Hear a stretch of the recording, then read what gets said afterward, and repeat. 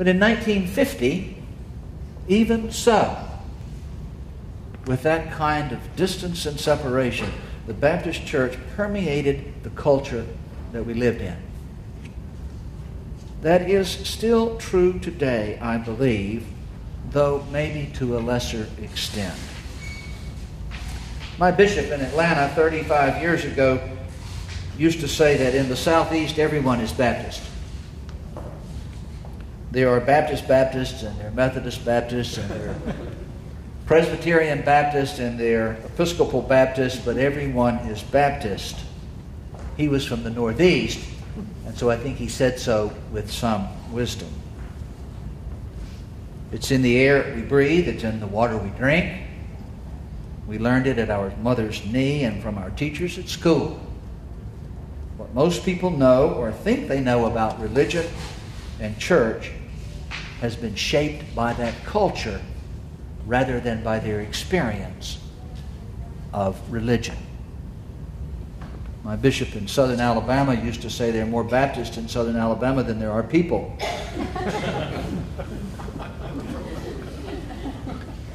Even today, I occasionally, not much anymore, but I occasionally run into a waiter who is embarrassed to ask me if I want a drink before I order a meal if I am wearing a clerical collar.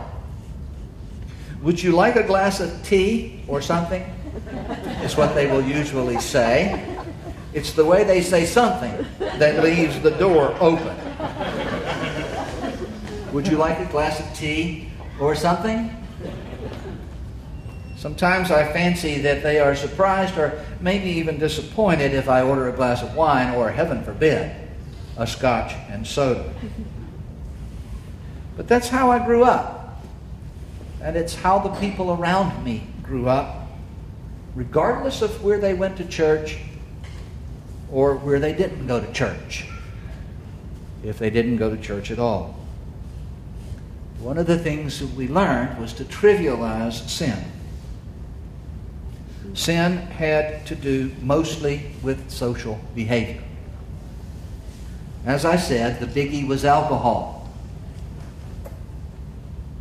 Drinking was sinful, no question about it. Dancing was sinful to a greater or lesser degree, depending on how hard shell you were. If you were hard shell Baptist, you weren't allowed to dance either. That grandmother that I referred to, my father's mother, a woman I loved dearly and respected enormously, was so hard-shell Baptist that she wouldn't eat cherry burgundy ice cream. It's the truth. She wouldn't eat cherry burgundy ice cream because it was the kind of cherries that burgundy wine was made from. Which, of course, it isn't. I never had the courage to ask her if she would wear burgundy shoes or not. But anyway. And smoking was for sure sinful when you were young, but it got okay at some magical age. I never was sure what that age was, but it was all right. Language was an important category of sin. It was okay to say jeepers creepers, gosh darn it, shoot. But there were other words that would take you straight to hell, even though you meant the same thing. And sex was so taboo that you never even talk about it. Actually, when I was growing up, the word sex was taboo. You couldn't say it, which is why we talked about people's gender rather than their sex. We never, in my memory, we never talked about separation from God, the kind of destruction and emptiness that it brings into our lives.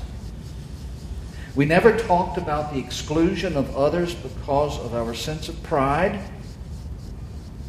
We never talked about feeling that we were better than others. And we certainly never talked about racism. We lived in a highly racist society, and that was not considered to be sinful at all.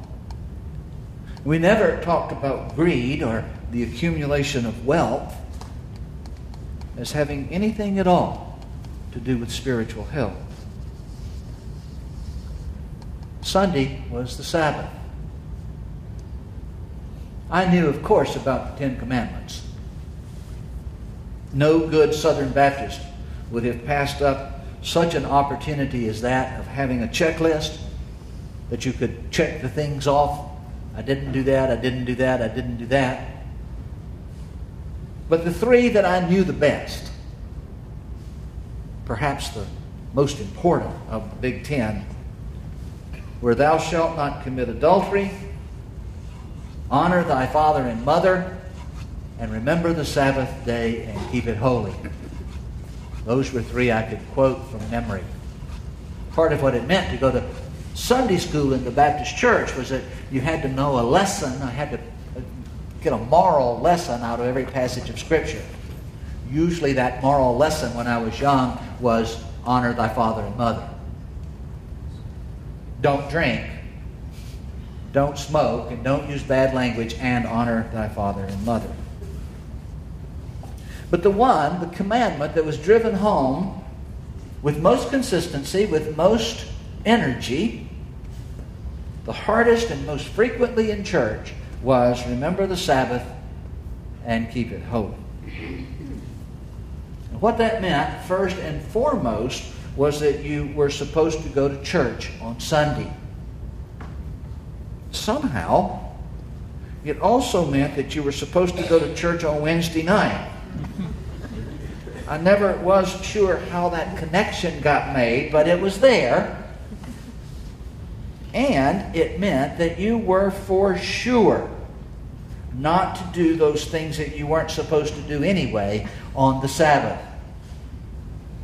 Smoking and drinking and dancing and playing cards and going to movies, all of that was especially bad on the Sabbath. I once had a senior warden in Episcopal Church in southern Alabama who was surprised one Sunday morning when I made a comment in a casual conversation about some plans Elizabeth and I had for the afternoon. I don't remember what they were. We may have been going to a movie somewhere. I don't know. But I remember him looking at me startled and saying, "Can you do that on Sunday?" I looked at him and said, "If you can't do it on Sunday, you better not do it." So I began this morning with that background of my raising, my growing up, because I rather suspect that Texas is not so different from Georgia. I rather suspect that we have some Baptists in the room.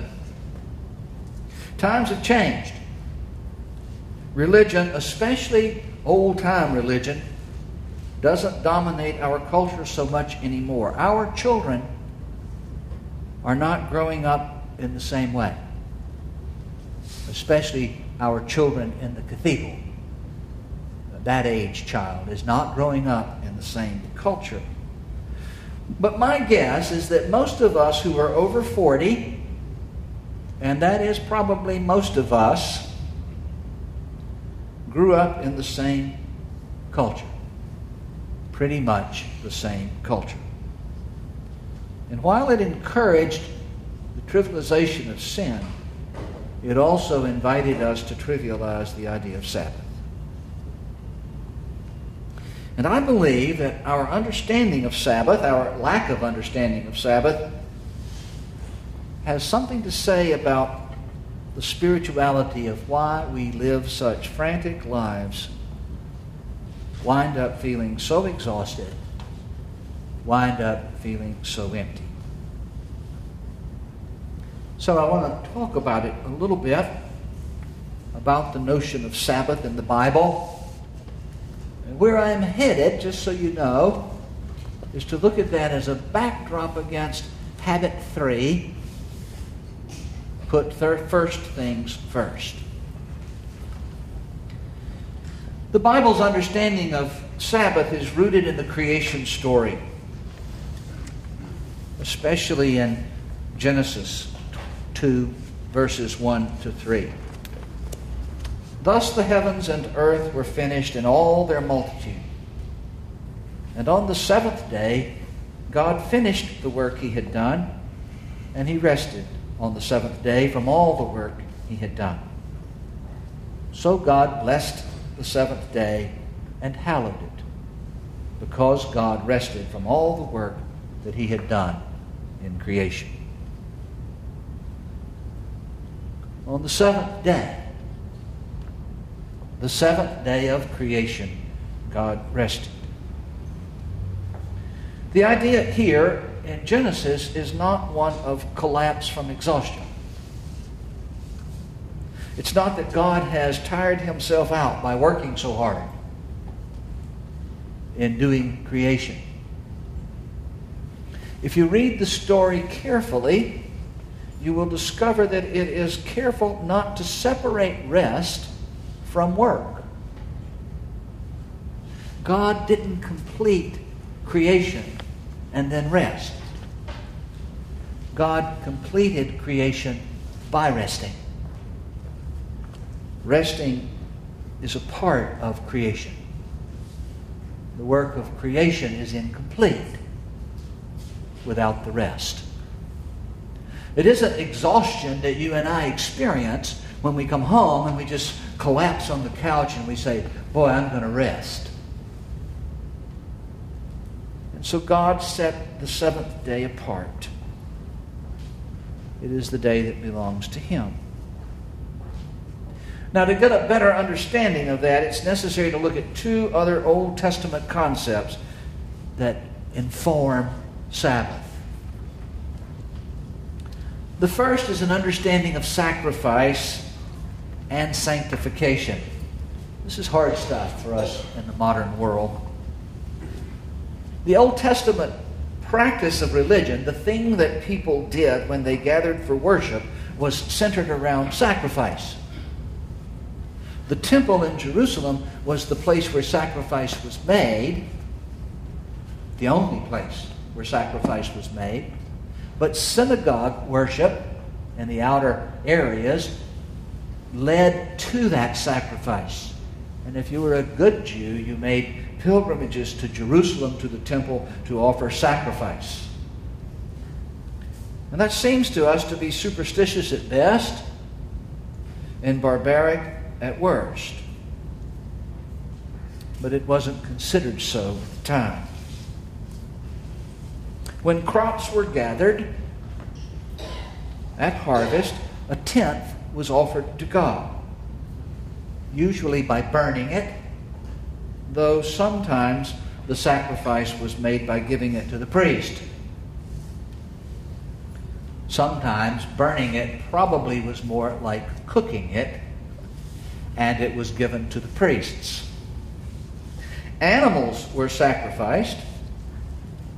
In theory, once again, it was 10%. A tenth of the flock of sheep. A tenth of the herd of cattle. In practice, it was much less. The action became symbolic. A bull, a lamb represented the portion. It was understood as first fruits. The first fruits of the harvest belonged to God. And an understanding that lies, it is the same understanding that underlies the New Testament understanding of the crucifixion of Jesus. Jesus is a sacrifice. He was the first fruits of a new creation. Now, there is some language in the Old Testament that understands sacrifice in the sense of appeasing an angry God. That was not a foreign notion in the religions around Israel. And so you will sometimes run across the smoke of the thing being burned, the smoke of the grain, the smoke of the harvest floats heavenward and fills the nostrils of the deity. A common concept at the time.